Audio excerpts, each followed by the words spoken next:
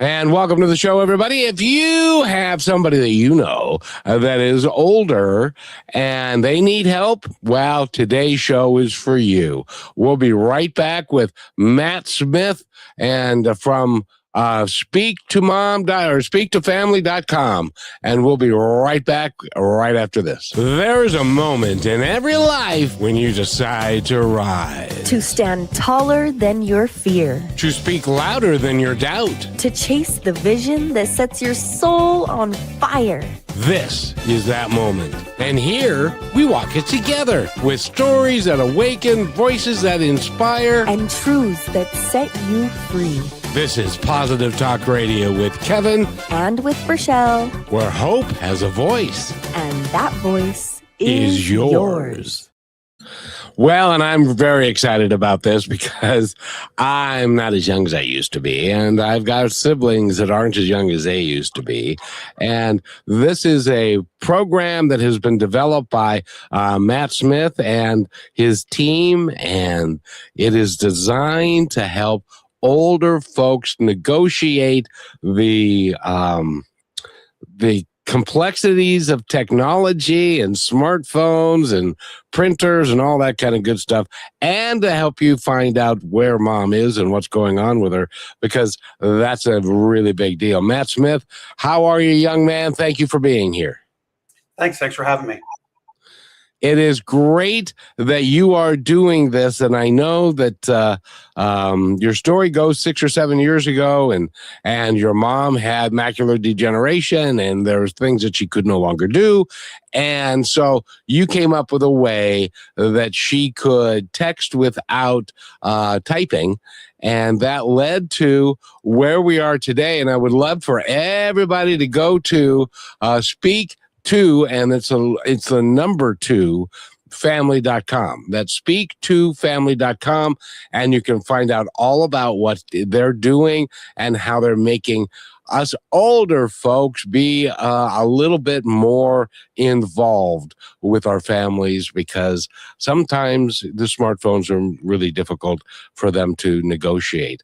And so congratulations. I'm so proud that you're here and that you're doing this and you've got well over 30,000 subscribers that are using the system as we speak. And it's growing fast, because I don't know if you know this, I'm sure you do. It's like 20,000, it's like 15 or 20,000 people a day are reaching 65. Do you know the number on that? Yeah, I believe it's 10,000 people a day turning 65, according to AARP. So that means that there are 365,000 people a year that are turning 65. And then, so as that goes over 10 years, that's a lot of people over 10 years that are going to be older, and we're all going to need to understand. And technology is changing so dang fast that it really is important. You came up with this idea because of your mom. What is your background? Are you one of those techie guys? Yeah. Well, I started off, I went to school for music. That was a long time ago, but I got into technology shortly thereafter. I got in at a good time when things were kind of changing and kind of the world was becoming more technical with, websites and mobile and all that. So, I'm a software developer by profession, did a lot of consulting. I wasn't the greatest developer in the world, but I understood technology really well, and I understood how technology could help people. And that's really what my job became for the last 20 years or so. Well, congratulations on what you're doing, because your mom must have been really thrilled, because when you are, and I'm just now getting to this place, but when you are younger, you don't think that when you get older, you're going to have any problems. But it's like my mom, and I was telling you before the show, she had a printer, and she called up and said, the printer's broken. And so we went there and we found out she had 1,200 documents in the queue because she had no patience. So she would keep hitting the print button, and so it ended up locking up and stuff. So, and that's what happens when technology moves past your ability to adapt to it, I think. Yeah, I mean, I think it's an interesting example that you give, because really what it comes down to is, the concept is, well, like my mom's not patient, she keeps hitting the button. But if you think about it, the product design is not intended for someone who doesn't have a deeper understanding of how things work. So Exactly. she hit the button. Why didn't something come up that said, this is in progress, or you have 5 things pending? Do you want to clear those first? Technology isn't designed for people who didn't grow up with technology. And as you said, 10,000 people turning 65 a day. People who are 65 tend to be around technology a lot, but their vision deteriorates. Tactile, touching and swiping doesn't become as obvious. And as you said, things are changing so much. There's so much new technology at all times that just how we interact with technology changes on such a regular basis that people become out of the loop. So I sympathize with your mom in the sense of probably not her fault. The product wasn't designed for her. No, no, it really wasn't. And she had the same problem with the with the smartphones, because she was expecting things to happen at her rate of speed, and it didn't work out. And so. But we all have that problem. You see, if you're turning 65 today, you're a little younger. So let me fill you in. If you're turning 65 today, you were born in 1960. In 1960, we still had party phones. You know what a party phone is? I'm not sure. Wait, a party phone is where you've got one line, and that goes to 3 or 4 different houses. And so you pick up the phone, and if somebody's talking, then you hang up the phone and wait till you pick it up and get a dial tone, because it could be somebody in another house. And stuff. So it goes all the way back to the 60s. And so technology, if you grew up in the 60s like I did, the technology has changed so much. If you're not on top of it, you tend to it tends to pass you by, and then you get intimidated by it, and then you don't want to do it because it's intimidating, and you don't want to feel stupid and all of that, because you've made it through 65 years of life, so you ain't stupid. You figured it out. But at the same time, we've got families that don't, like in other cultures, grandma and grandpa live with them, and they've got multi-generational families. We don't have that here. Everybody is off to their own thing. So explain to us how Speak to Families works. Sure. So we typically work with senior living or senior housing, so communities that have 100, 150, 200 people in them. And really our goal is, it's an accessibility concept, but really what happens to people as they age into senior living, when they move into an independent living or an assisted living community, parts of their lives start to get sort of managed by other people. And what we noticed is, the connectivity part of it really is a lot about being a consumer. So, we're all consuming things every day, right? We have content that we're consuming, products, services. If I want to get a ride, I use my phone to get, a ride. If I want to buy something, I use my phone or the website. There's always a way for us to consume content and services. But they're all technology driven at this point. No one's filling out a piece of paper or calling on the phone to get content and services anymore. So if you think about it, when you age into senior living, your ability to do that on the existing technology platform may become marginalized. It might get to the point where it's not easy for you to just get an Uber or something on your phone. Or it might be that, some of these things have just been taken away from you now that you live in one of these communities, which is taking care of you in a lovely place, and you're getting all the support you need, but you're no longer a consumer because everything is kind of provided for you on the schedule and in the way that the community provides it. And I think that takes away from people. You go from being a consumer to not being a consumer. And in this society, being a consumer is a lot of your self-determination. You're making choices about what you want, when you want it, how you want it. And when that gets taken away, some of your self-dignity gets taken away, and that's your wellness that's impacted, your happiness is impacted. And for some people, a lot of people talk about loneliness. I think some of that loneliness comes from the isolation of not being part of a consumer society anymore. So what Speak To does is we provide that consumer feeling, that consumer experience to the people in the senior housing. So they can get content, they can get their community messages, they can get external content, they can get in touch with family, they can do messaging back and forth with all the same people that they knew their whole lives. They can order services, whether it's housekeeping or maintenance or a ride or someone externally bringing them something. They can do all that through our platform. We provide a moderated platform where the people who are caring for those residents can input the content and services, and then we make it accessible to the residents and to their families so that everybody's in the loop. So we're basically creating kind of a little, if you think about Amazon.com, we're creating kind of a little version of that for each community that we work with. That's brilliant. That's brilliant, because I have to tell you, I haven't gone to a grocery store in a couple of years. Yeah. Because I do everything online and stuff. But in the assisted living homes, one of the things that they have to do every day is they have to call everybody. To make sure that everybody's still with us, and that they haven't fallen down in the middle of the night and can't get up, and stuff. So does this help with that as well? Yeah, and we do it in a really nice way, I believe.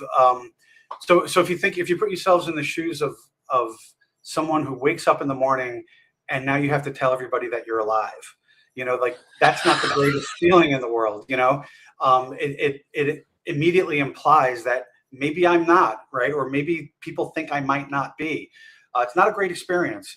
So we've created a way for people to do things in ways that don't feel so negative or so difficult, mentally or emotionally.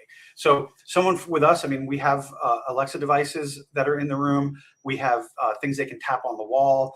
We have NFC chips. We have motion sensors. We have an app. In any one of those ways, they can just send a message that says, good morning, right? So if they say, Alexa, good morning, Alexa says, good morning, Matt. Would you like to hear your news for the day? Do you want to hear what's going on in the community? Do you want to know what's on the menu today? It doesn't feel like I'm checking in. It feels like I'm getting my content, and it feels like I'm participating so I know what I want to do that day. As opposed to, hey, everybody, I'm up and about. I didn't die overnight. Feels a lot better. And it gets me all my content, but it also accomplishes the goal of let's let all the people who care for me know that I'm okay. It measures the time. What time did I wake up? I can measure that over time and say, hey, Matt's getting up a little bit later than normal over the last few weeks. Let's check in and see if he's okay. And it also sends out a greeting to all the family and friends. So let's just say I have, some cousins and some nephews and some aunts and uncles, and I want to just let them all know, hey, how's it going? I'm doing well today. When I say good morning to my Alexa, or if I tap my screen, it'll send a message to all those people that'll say, hey, Matt just wanted to say hello today. Hope everybody's doing well. So it kind of keeps that connection as well. So again, doesn't feel like a check-in, but it provides that same level of insight into how the person's doing. Well, the cool thing about it is that not only can you check in, and by the way, if somebody were to call me, if I was in assisted living and they were to call me every day, I'd say, no, I ain't dead yet. Shut up. And hang up on them. Because you're right. It's demeaning. We're talking about people that have lived full lives and they've done great things over life, and they've done some remarkable stuff. And now people are checking your diaper to make sure that it's not loosened up, or it can be it.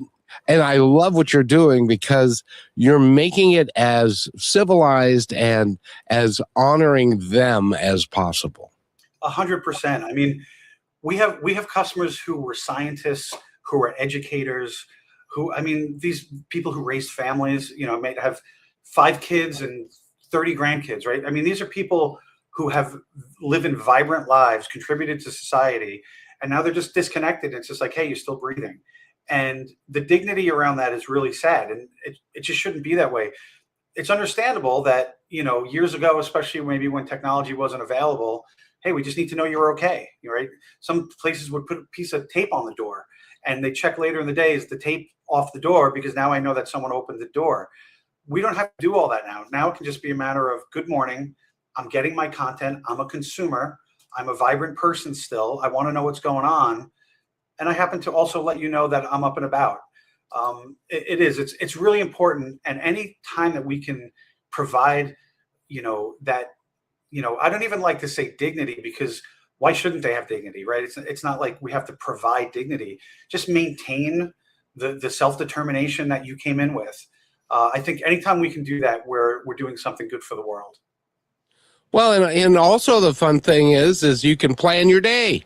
You can look at the menu that's going to be out there today and decide whether or not you want to go down there or not, based upon what they're going to, and whether or not the green peas are really green or kind of a light color, anyway. But and also if you want to go out, or because a lot of these places, they've got vans that are going to go either to the store or shopping or go visit places and stuff, and the activities. Most of they each have an activity director, and it would be great to be able to plan your day within your private space to do that. So congratulations. I love what you're doing, and the reviews must be just phenomenal. Yeah. We get, it's almost a little cult-like, we're a small company still. And the people who are engaged with us really tend to connect with us deeply. And we have some really beautiful videos of where, people actually will have tears come out of their eyes because they realize now I can make a phone call, or now I can send a message. I couldn't do that before. Now I can, sign up for something and go to it. Like you said, even meals, if I know what's for breakfast tomorrow, that might change what I do tonight, because maybe I'll sleep a little later tomorrow, or I'll have a snack. It really determines so much about what they're doing.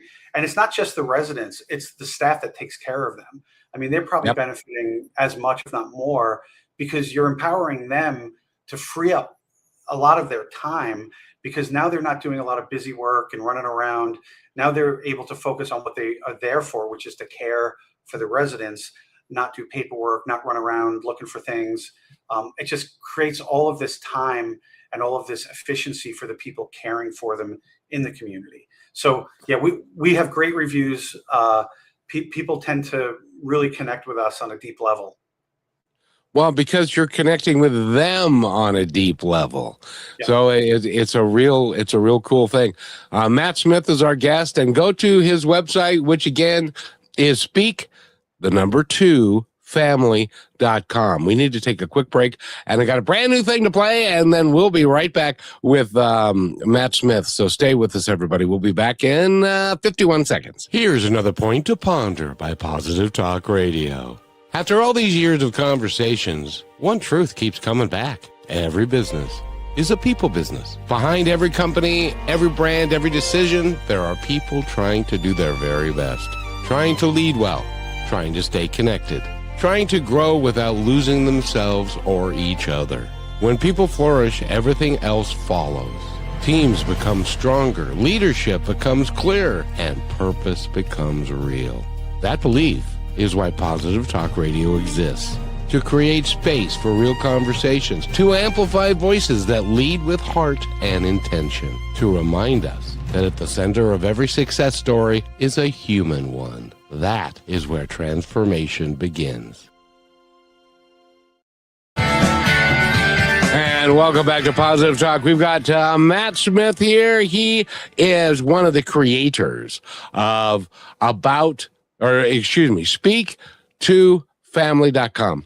And I gotta tell you, it is the coolest thing that you're using technology not to defeat an older person, because iPhones and that kind of stuff, they keep getting more complicated, but you're using technology to make it easier for them to live their life how they've always lived it. Yes, exactly. And that is just amazing. So when you came up with this idea and you presented it to your mom and your family and stuff, were they all excited as they could have been about everything that you were doing and putting this all together? Yeah, it's a funny story. So uh, my mom is kind of a tough cookie. She's from the Bronx and not a big fan of technology. Yeah. Uh, so when I first introduced it to her, um, I set it up and I said, "Mom, I'm going to go in the other room. Just say Alexa, call Matt, and it's going to call me on the phone." And I went in the other room. Nothing happened. I walked back in, and she had already unplugged it, and she was like, "I don't need this." And she's the type of person that unplugs the microwave, and she unplugs everything that's not in use. So I said, "No, Mom, you have to just try it. You're going to like it." So I went and did it, and I came back in, and she was like elated. Then we did a message where she sent me a text message, and I sent something back. So it really was the spark. It wasn't intended to be a company. It was intended just to help her at first, and she couldn't believe it. Like this is amazing. This means that I can now send text messages, right? Because she just couldn't do that before. And I will have to say that I do have a co-founder. Her name is Jillian Guerra, and when I started off the pilot, it was just me doing a little side project. I met Jillian and we talked about how this could be a company and turning it into something that could go out to all these senior living communities. And that's really when it took off, is when, they always say, find your opposite as a co-founder and, someone who can do all the things you can't do. So when we put it together as a company is really when it became, okay, everyone's going to want this. So I have to give a lot of props to my co-founder, but my family loved it. And when I saw that my mom would do it, I thought, okay, if she'll do it, I'm pretty sure anybody will do this. And I have to ask you, because I live alone, and my kids, I have one kid that's in Montana. He's in the military, and the other kid lives 2 hours south of me, and my sister lives an hour and a half north. And so can you use this in your home as well, and so that, and put in your family's phone number, so that, because and I'm embarrassed to say this, but do you remember that old commercial that was, "I've fallen and I can't get up"? Yeah. And I did that, and I had to call. I had to call 911 and say, "You may have heard this before, but I've fallen and I can't get up." But my problem was I couldn't get up to walk, and my phone was not next to me, so I had to go literally crawl on my, or not crawl, slide on my back to get to where the phone was so that I could pick up the phone. But if I had Alexa there, I could say, "Alexa, I've fallen and I can't get up. Call 911," and they would do that for me. Is that right? Yeah. So yes. So first of all, I'm sorry that happened to you. So Alexa is, technically it's not an emergency system, right? So you have like pendants and things that, call out to an emergency line and all that. Right, right. If you just have an Alexa at home, you don't need Speak To. Like if you just have an Alexa, you can program phone numbers into it. So Speak To is more for working with, an agency or a community. We kind of work with people who are providing care and services to people, and that can be in the home. We work with home care companies that Sure. they might have 100 people spread around a certain zip code, and they use Speak To communicate and provide all of their stuff. But you bring up a really great point, which is that anybody who has an Alexa can program it to make a call to the right person, which is great. And we encourage everybody to do that because it's true.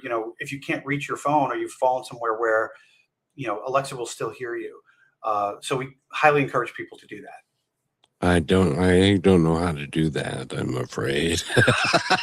So I would, yeah, I need to do that. I know, but there are lots of folks like me. It's like, and then you've got the people that have a little bit of a conspiracy theory about them.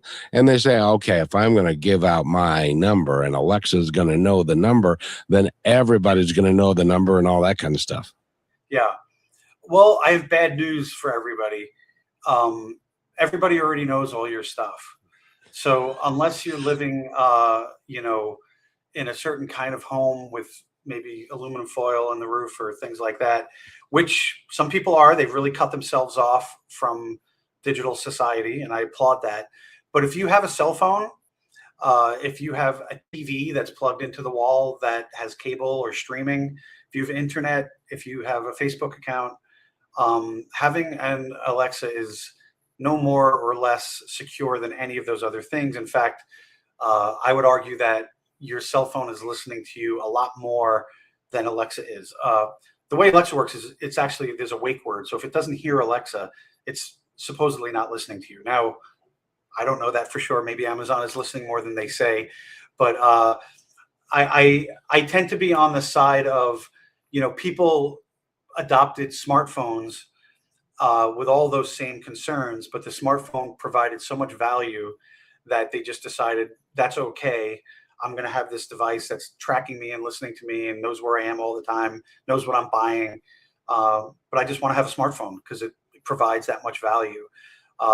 It's the same with any of these other technologies. Yeah, they're probably gathering some information about you, but it's a trade-off.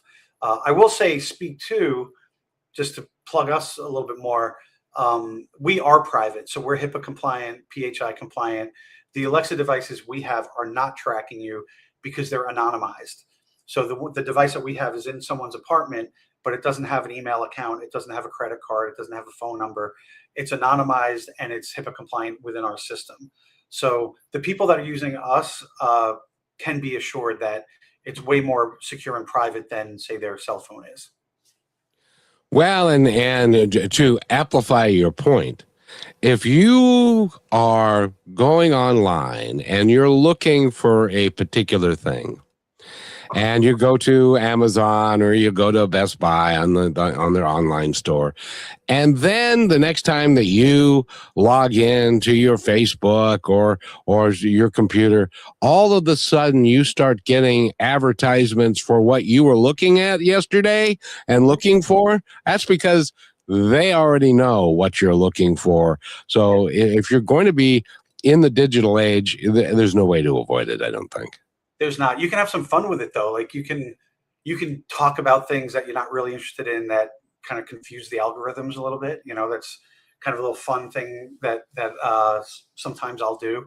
I'll talk about kayaks or hiking Everest, and then suddenly I'm getting an ad for hiking. They are listening at all times, and it's way more than people realize. I mean, it's location. It's what store you were in. If you went into a Home Depot versus a Lowe's, your phone knows that, and it's selling that data to those two companies to figure out why. It's frightening, but it's happening. And again, there's an upside and a downside to it, just like everything else. Well, and in the olden days when you would go shopping, what they used to do is they had a program that could tell them where you looked on the shelf, and they put the product they wanted you to buy on the shelf in the middle at eye level, and the cheap ones would either be at the very bottom or at the top where they're hard to reach. And stuff. So it's just how we live. But I love the fact that you can use your system to text your kids or even dial the phone up, can't you? Yeah, absolutely. I mean, the texting part of it we have found to be really life-changing for people. Anyone under the age of probably, I don't know, 40, right? Anybody under that age is texting. I mean, I can't tell you the last time I picked up the phone and called someone, except maybe my parents, right? We're all just texting each other. And then you figure if you're in the generation like my parents, you're not texting. So there's this generational divide in just the comfort level of how we speak. So even though you can make a call with Alexa, the texting part of it, the messaging part of it tends to be more powerful because the grandkids don't want to call. They don't want to get a call and they don't want to make a call. They would rather get a text. So, they get that text, they respond to it on their phone while they're at school or wherever they are, and it goes back and the aging person is getting it on an Alexa or on their TV. We don't just work with Alexa. We have, a TV app, and there's all sorts of different ways people can consume things, but they get it in a way that's comfortable for them, and then they respond to it. So the messaging part of it has become really critical, especially photo sharing, video sharing, all those things. Those things are natural for teenagers and, people in their 20s, 30s, 40s. It's natural to take a picture and just send it to a group or send it to someone. So now it can become natural, for grandma and grandpa. And I got to tell you, these kids are so sophisticated. My son, he's in his 30s now, but when he was in high school, and they said no cell phones in the school, and then it has to be off, has to be in your locker. Well, he put it in his pocket, and he learned how to text with the phone in his pocket and not even looking at it. And one day I said, he was talking to a girlfriend, and I said, "Who are you talking to?" And he said her name, and I said, "Well, why don't you pick up the phone and call her?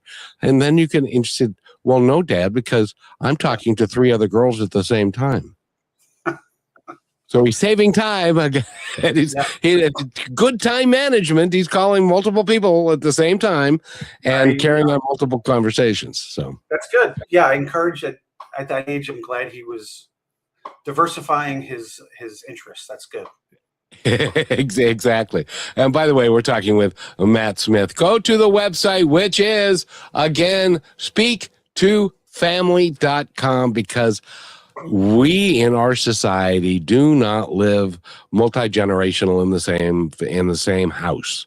And so rather than going upstairs and finding out if grandma's still here, now you can call her and put it together with this program. I just love what you're doing. And by the way, when we come back, I need to take our halftime break, but when we come back, how many assisted living facilities are there in the United States? I'll bet you there's more than we know, and stuff. So we'll be right. Oh, and I want to ask you, is it easy for somebody that is in a Medicaid facility to also utilize this? And I would think it would be even better there. But we'll be right back right after this. Stay with us, everybody. You're listening to Positive Talk Radio Network. We're on a mission to entertain, enlighten, empower, and educate through inspiring music, dynamic conversations, and yes,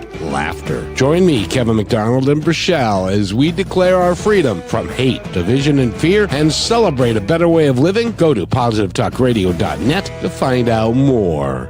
If you're a woman running a business and feeling stretched, overwhelmed, or stuck in reaction mode, this isn't a you problem, it's a CEO shift problem. The Women's Success Summit is where women entrepreneurs stop working in their business and start leading it like the CEO. You'll leave with clarity, strategy, and an action plan that you can actually use right now. If you're serious about your business and your growth, this room is for you.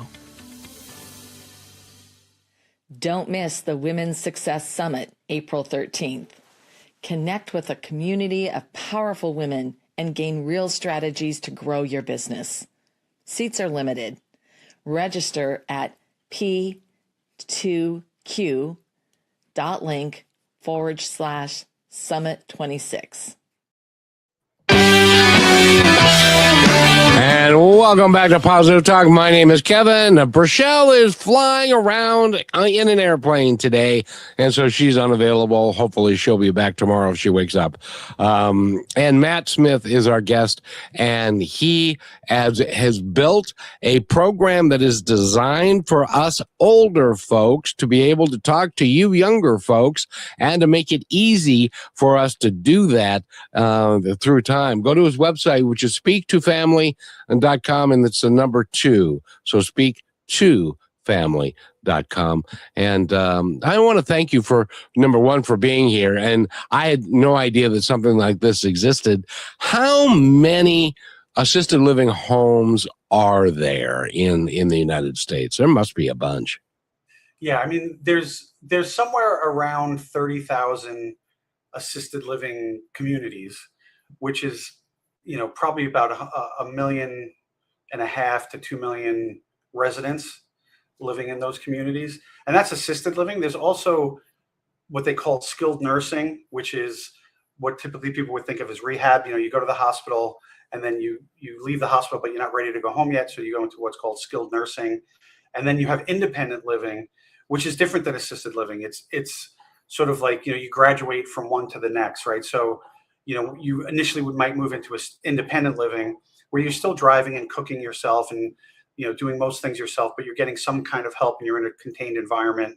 And there's about, I would say, maybe about 15,000 of those, about 800,000 residents living in those. So you're talking about 2.5 million, maybe 3 million residents living in senior housing. And of course, there's a lot more people who are getting help at home through home care agencies. It's a huge demographic. Well, I got to tell you, you're never going to run out of business. I can tell you that. You've got lots and lots of folks because our society is it's aging as we speak.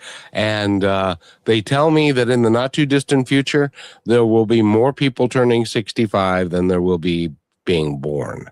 Yep. And that's actually not a very good statistic when you think about it. Yeah, I think it's more people over 65 than under the age of 4. By I think it's 2030 or something like that. So yeah, it's interesting, and it's not just aging; it's aging well. People are aging differently now than they were, 15, 20 years ago. People well into their 90s, leading very active, engaged, healthy lives. That's not unusual anymore. No, which is really good.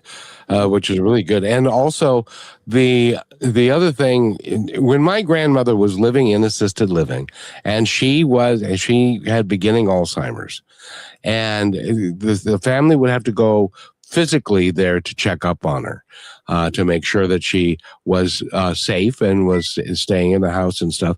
You can do that with this system without having to go there, can't you? That's exactly true. So what we do is we have a family app and a family website, and all of the interactions that the resident has with the community, whether it be asking for help, asking for content, signing up for something, someone coming to their apartment and doing housekeeping, or a maintenance person hanging a picture on the wall or getting care, all of those activities are basically in a feed, like what you would expect in a Facebook feed. And the family is seeing that. So, they can look every day and in real time, hey, someone just visited my mom, or my mom just went to yoga, or my mom just had a meal. All of those things are identified. And what we try to do is make it easy to identify those things. Back in the day, and even in some places currently, in order to get that level of insight, someone on the staff has to go and type into a computer somewhere, hey, yep, I just did this, I just did that. We're doing it more in real time. So something as simple as talking to Alexa. So as I'm doing something, I just say what I'm doing. We have these little NFC chips. They're tags that you put them on the wall. They tap it with their phone and they can log what they're doing. It logs who's there and who's not there. So there's all this sort of what we call ambient computing, sensors, doors, and things like that, where we're logging what's happening without it being intrusive in any way. And what we found, initially, especially the older adults might be a little bit scared of that. Why are you tracking me? But it's so invisible and they're getting the benefit of it. A perfect example is, hey, when I see this feed that mom, went to yoga, had whatever for lunch, and someone just came to the apartment to hang a picture, I can now connect with mom. Maybe I leave a message and I say, hey, mom, how's yoga going? Right? Or, hey, grandma, was it my picture that you hung up? I know that I sent you a picture. Now I'm having more relevant interactions. I'm not just like, what am I going to talk to grandma about today? Right? I'm actually talking about all these things that I'm aware of in that person's life. So what seems like a little bit scary at first becomes, oh, this is great. People know what's going on with me. And we do have the ability for people to turn things on and off, right? So if someone's not really comfortable with sensors, or they don't want to know that, hey, every time the door opens, I don't want people to know every time my door opens and closes, they can just turn that part off. So there's a lot of personalization that allows people to maintain the level of privacy that they want. Well, you know what I'll tell you. One of the major things that as we get older and we are facing our decline, a lot of times there is Alzheimer's or a mental decline, and there's a gray area. They seem to be operating fine, but you're not really sure. You don't want to put them into an Alzheimer's care unit quite yet because that's very restrictive. Mhm. But as an example, my grandmother caught a pot on fire when she was in her assisted living home. And of course, she didn't want to tell anybody because she didn't want anybody to know that. And then she called my aunt because she said there are people in the room, and she had the TV on. Yeah. And those were the people. And so that's when they knew. But in this case, you would know in real time that there was a pot that was burning on the stove, wouldn't you? Yeah, potentially. I mean, like I said, it depends on the level of monitoring that people want. It can be to the level of, the oven's on. It really is. It can go to a point where, there can be a weighted bed. So, I know if mom fell overnight because, there's no one on the bed at this point. And there's even sensors that, it'll put live video where there's almost like a stick figure that I can kind of see where is this person in the room, and are they lying on the floor, are they in their bed, are they in the bathroom, on the toilet? All these things are extremely helpful. I will say, to the point that you made about, mom doesn't want to tell me that, that she left the pot on or she spilled something hot on herself. That's a very real thing, and probably the most sensitive aspect of all of this is what's possible doesn't necessarily mean we should. There's sort of an ethical part of all this. And the one piece of advice, I'm not a gerontologist, I'm not an expert outside of my software experience, but my advice to people is, senior housing, like traditionally, doesn't have a great reputation. People don't think of it as this will be great for me. They think of it as, oh, you're going to put me in a home. And that's traditionally this thought. But if you go to senior housing now and you walk into one of these places, they're fantastic, for the most part, right? There are going to be some that aren't great, but for the most part, these are really nice places with really wonderful people with great services. And if you wait too long, it can be too late. So I encourage people to start looking into something like this on the earlier side, because you don't want to wait until that point where now you find yourself in a rehab unit because you were in the hospital, and now the type of treatment you need to get is highly advanced and extremely expensive. Whereas there's a lot of preventative things that you can live better, longer, if you just take those steps earlier. So it'd be great if people weren't so afraid of what does this mean if I need that kind of help, because it is really a positive thing. Well, and I got to tell you, as someone who is getting older, it can be, I'm doing great, and then you fall down. Yeah. And suddenly and like my mother fell and broke her hip before she passed, and so consequently she then had to go to rehab and have the hip replaced and then go to rehab and all of that. And she was going to the bank, and so her day was planned, she was going to the bank, and then she fell, and that changed her whole life. Yeah. And that can happen that fast. Yeah, it is. It's overnight. It's unfortunate. There are so many signs that, and there's so many things people can do. Fall prevention is such an important thing. How shaky is someone when they get in and out of a car, and how prepared are they to change their habit so that instead of maybe putting one foot down and starting to lean out of a car, they turn and they put 2 feet down and they put their hands out, and almost training them on how to make sure that they're more stable. Not having a blanket on your legs when you try to get up, right? That people fall over a blanket.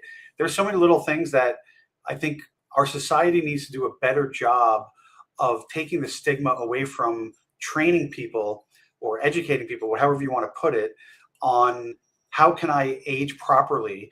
Because listen, I mean, I used to be able to do things that I can't do anymore at my age, and you just have to accept it. And then I go out and my knee hurts for 2 weeks because I overdid it. And then it's like, Exactly. okay, I guess I have to stretch, before I run now, things like that.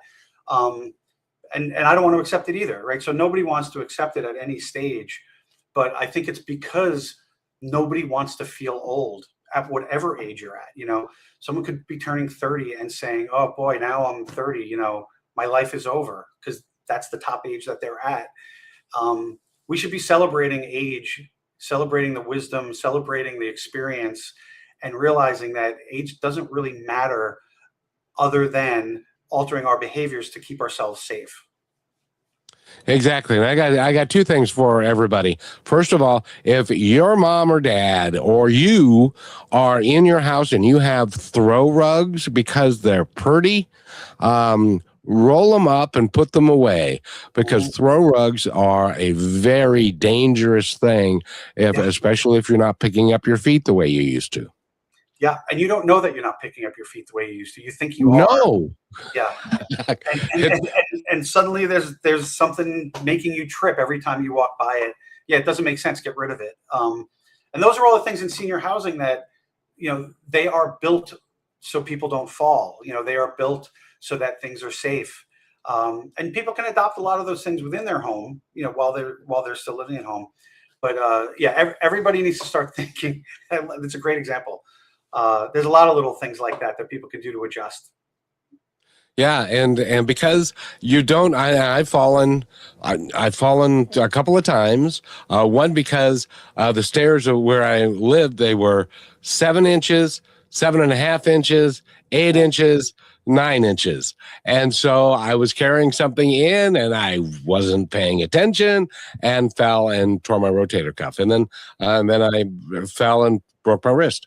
Looks like I've tried to commit suicide, but in any event, but as you get older, those things happen, and so that's why you do everything that you can, and this is a great system to make it easier and to make it less intrusive, because you're still active. If you want to, it's like message Travis, and then you just give the message, and then you're done, and then he can respond back. And now, does Alexa then read you the message that it comes back?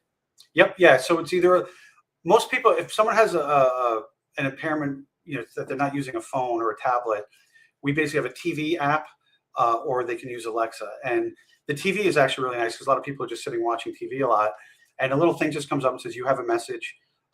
They can click on it with the remote, and the message comes up on the TV, and it can read it to them.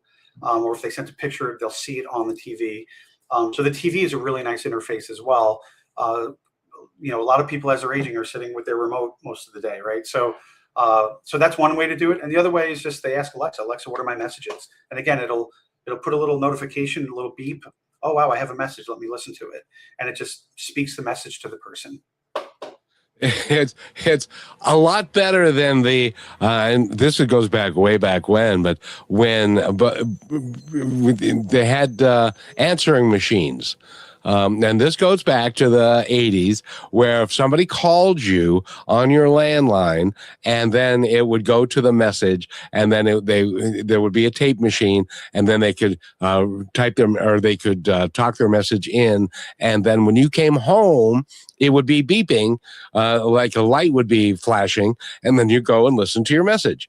Now, I would hate to have been that guy who invented that, because that went away, and stuff. But and by the way, we're talking with Matt Smith. Matt, I got to tell you, you must feel like you're contributing to the welfare of a lot of people with this program, including your own mom. Yeah. No, I definitely do. And again, I have to mention my partner, Jillian, again. I mean, the two of us are, always out at clients, probably Jillian more so than me, but it's really gratifying. I mean, I did a lot of stuff in the past with software and consulting, and other than helping a company make more money, or, building a system that was for a bank or something, there wasn't a lot of, I was getting out of it emotionally or spiritually. So now it is really fantastic to just think we're actually helping people.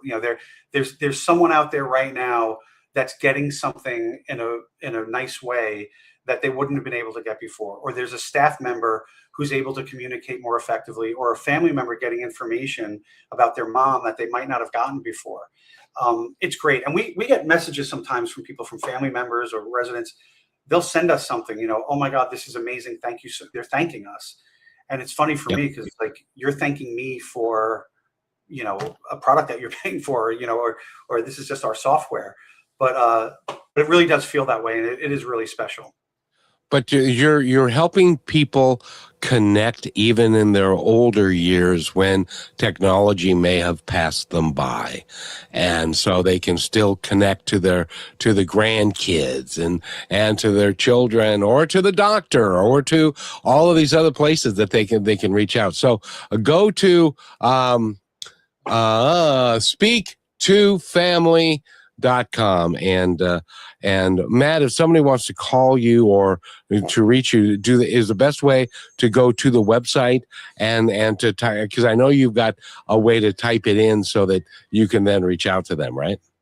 Yeah. I mean, if someone just goes to our website, speaktofamily.com, that's probably the easiest way to find me. It has my social links on there and everything. I mean, with the name Matt Smith, it's not easy to find me, otherwise.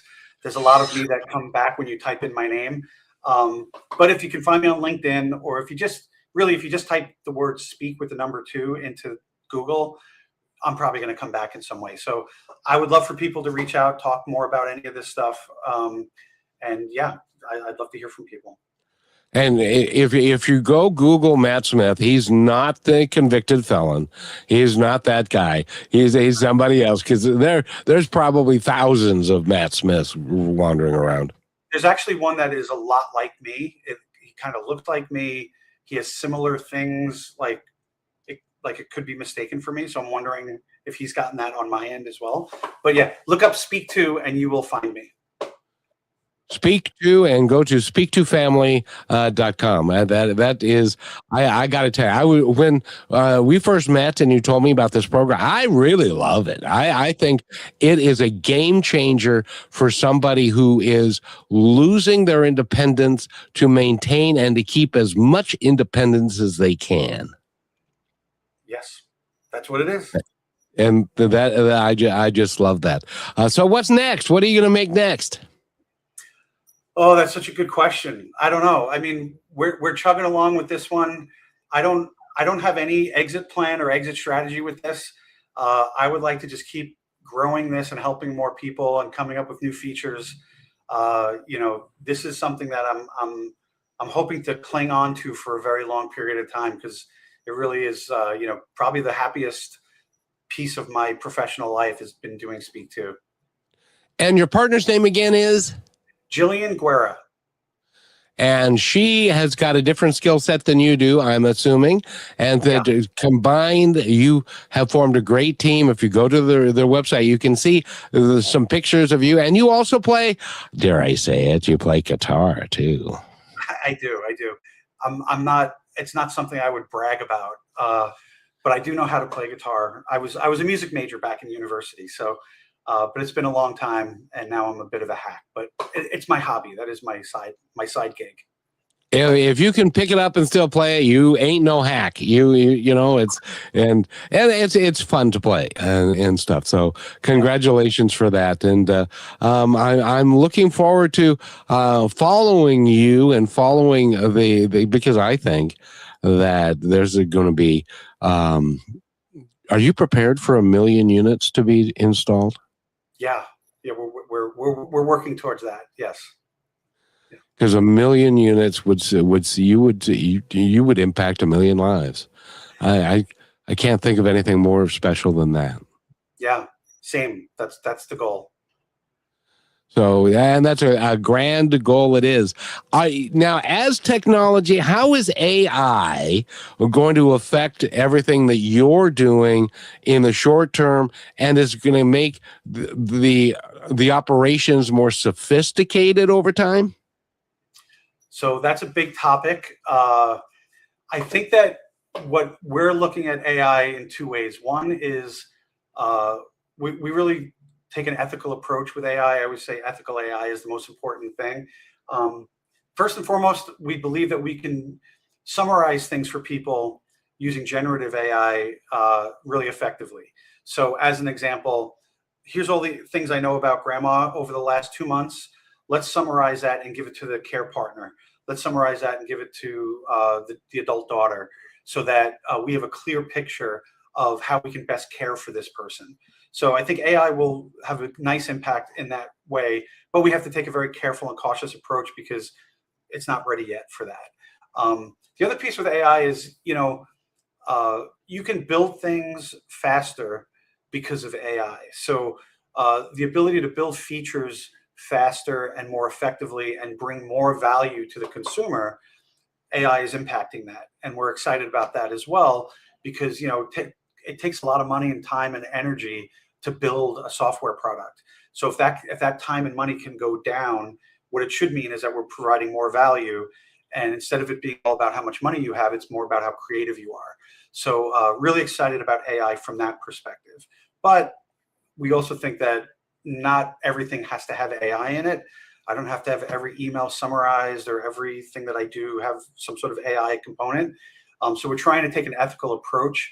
There is a big impact on our environment and a lot of other things with AI that I think we should all be measuring carefully before we just start, creating pictures of cats playing pool or something, So we're excited about AI, but we're cautiously taking a very ethical approach to it. Well, I think that's great. And I have a suggestion, and I don't know if you can do this or not, but years ago, I used to operate a program called Family Legacies. And I would take my equipment and I would go to an assisted living home and I would interview somebody, and basically their family had said, I really want Dad's story and I want it in his voice. Can you go and do that? Will there become a time? Oh, you're already nodding yes, so which is great. Yeah. So if somebody can actually tell their story in their own words, because I have to tell you, when my dad passed away, I had done that with him, we were able to play him talking at his memorial service about what he thought of life and how he met my mom and how, and all that. And it was really impactful. I think everybody should do that because you think that people are going to be here forever, and they could be here one day and gone the next.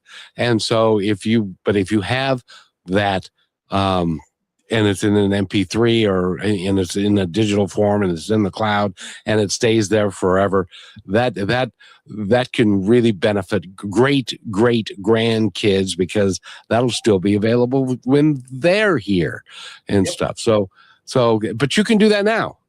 Yeah, we have something called speak2.life. If you go to, there's a website, speak2.life, and it's effectively it's someone's life story. And what we do is we gather information from a lot of people, and basically we're getting kind of the basic information. We ask about their work life and what motivated them in their work life. How did they behave as a consumer? How did they behave as a kid? We get that. We invite grandkids. Everybody can contribute. And then we also do the voice thing where they just kind of record themselves and we can get their actual voice, but it all gets translated, and we do have an AI engine that will summarize that. And it summarizes it for people based on the role that they play. So if I'm a care staff, I should see a certain summary. Hey, Matt really likes, Matt's a late night person. He likes music. Don't bother him in the morning, right? That's really valuable. Knowing Matt's life, I can now know that. Maybe you're the administrator and you want to know that Matt's really into sports and he's a big New York sports fan. So make sure you talk to him about New York sports every time you see him, right? Those types of things that help contribute. But then what we can also do is just basically turn it into a book. And, it just creates a little life story book. And then again, we have the recordings as well. So it's a big part of what we do when we kind of onboard somebody onto our system. Because some of the stories that you hear are so unique. And when you get older, you don't believe that your story is unique. I interviewed a gal, and she said, in 1942, I was a soda jerk. Do you know what a soda jerk is? Yeah, they worked at like a shop and they made like egg creams and things like that. Yeah. Exactly. She was a soda jerk, and a guy came in uniform, and he ordered something and said, by the way, I'm being shipped out to Europe day after tomorrow, and want to go on a date tonight? And she said, well, sure, I'll go on a date with you. Because especially if you're going to be, because we were at war with Germany at the time, and the chances of him coming back weren't all that good. And so they went on a date, and the next day he comes back to the soda shop. She's still there. She said, and he says, after work, do you want to go get married? I think I like you. So she did, and one of her 5 kids, this tears me up every time. One of her 5 kids is the one who told me about it and had me go interview her. They were married for 55 years and had 5 kids, and they knew each other for 2 days before they got married. That was the most amazing story. Yeah, that's amazing. And it's funny, every time I visit a resident's apartment, I look around, you can see like the artwork on the walls and what they have. It's so easy to strike up a conversation and just ask, like, who's this, or where did you get this piece of art? Because usually there's some meaning to that art, or else it wouldn't be on their wall when they moved. Exactly. It opens up, to your point, all these amazing stories that you just, if you just sit and listen, people just have amazing lives that they've led. And it might even seem mundane to them. Like, what's the big deal? This is where I got this art. But, well, they traveled and they made friends and all these other things. I love that. I love hearing that. And that is kind of why we do what we do, is to bring all that and connect everybody so that we can all appreciate everything a little bit more. And Matt Smith has been our guest. First of all, personally, I want to thank you. Bless your soul for what you're doing. You're contributing to the betterment of mankind and womankind with what you're doing, and thank you for doing this and sticking with it. And everybody, go to his website, which is about speaktofamily.com. Speaktofamily.com, right? Yeah. Yeah. I need new glasses. Anyway, speaktofamily.com, and go to his website. If you're in assisted living, or if you are an administrator, pick the phone up, give them a call, have it installed for your entire facility. It'll save your people a lot of phone calls, I can tell you that. So Matt, thank you so much for being here. Is there anything else you'd like to add before we go? No, thank you so much. This is a great conversation, and I love what you're doing. I love the whole concept of positive talk, and I really appreciate the time. Well, and I appreciate what you guys are doing, and give your partner a high five for me. I will. And have a great day, and thank you again. Matt Smith has been our guest.